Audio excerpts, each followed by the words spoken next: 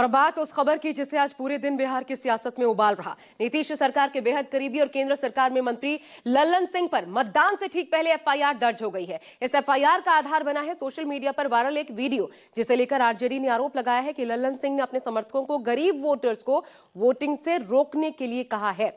आखिर 41 सेकेंड के इस वायरल वीडियो की सच्चाई क्या है, आपको इस रिपोर्ट के जरिए दिखाते हैं।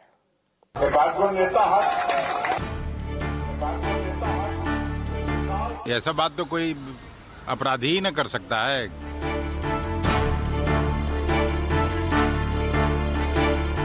ये जो गर्मी दिखा रहे हैं वो प्रधानमंत्री और गृह मंत्री की नजर में चढ़ने के लिए इस प्रकार के बयान दे रहे हैं। चुनाव आयोग का सीधा निर्देश है कि कोई शारीरिक रूप से अस्वस्थ हो, मानसिक रूप से अस्वस्थ व्यक्ति हो, वह चुनाव में वोट डालने जाएगा तो प्रिजाइडिंग पार्टी उसको अनुमति देगा।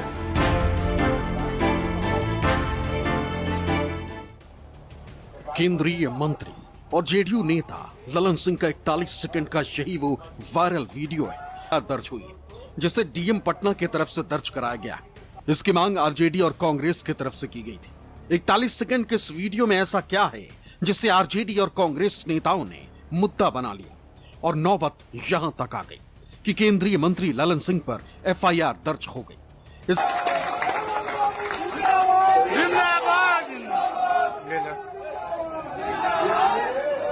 इसलिए आज से सब लोग कमान संभाल और कमान संभाल के चुनाव में अब समय नहीं।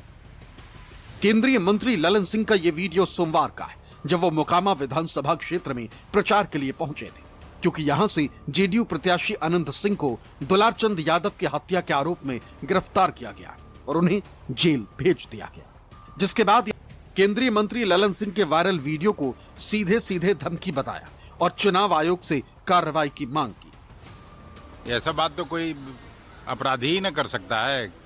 कम से कम जो भारत सरकार में मंत्री हो, जो मुख्यमंत्री हो, जो प्रधानमंत्री हो, उसको भाषा की मर्यादा बनाए रखना चाहिए, नहीं तो इस तरह के पद पर नहीं रखना चाहिए। हार की बौखलाहट है और ये जो गर्मी दिखा रहे हैं वो प्रधानमंत्री और गृह मंत्री की नजर में चढ़ने के लिए इस प्रकार के बयान दे रहे हैं। चुनाव आयोग को संज्ञान लेना चाहिए।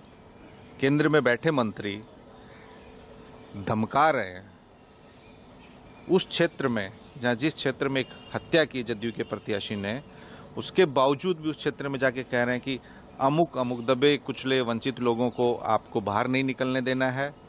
अगर कोई हाथ पैर पड़े तो फिर उसको अपने साथ ले जाके वोट डलवाना है। डलवाना मतलब छपवाना है।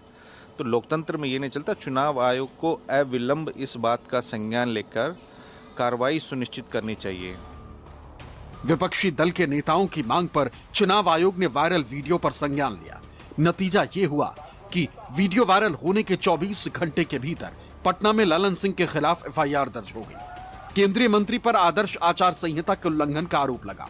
एफआईआर दर्ज होने की जानकारी मंगलवार दोपहर डिस्ट्रिक्ट एडमिनिस्ट्रेशन पटना की तरफ से सोशल मीडिया हैंडल एक्स पर दी गई, जिसमें लिखा था, जिला प्रशासन पटना द्वारा वीडियो निगरानी टीम के वीडियो फुटेज की जांच की गई। जांच के बाद इस मामले में लल्लन सिंह उर्फ राजीव रंजन सिंह के विरुद्ध भारतीय नागरिक सुरक्षा संहिता एवं लोक प्रतिनिधित्व अधिनियम की सुसंगत धाराओं के तहत प्राथमिकी दर्ज की गई। डिस्ट्रिक्ट एडमिनिस्ट्रेशन पटना की तरफ से कहा गया कि वीडियो फुटेज की जांच के बाद एफआईआर की गई।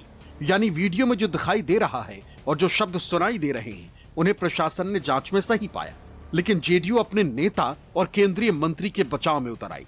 जेडीयू प्रवक्ता नीरज कुमार ने दावा किया कि वीडियो के साथ छेड़छाड़ की गई, वीडियो एडिटेड है और जैसे आरोप लगाए गए हैं उनमें सच्चाई नहीं।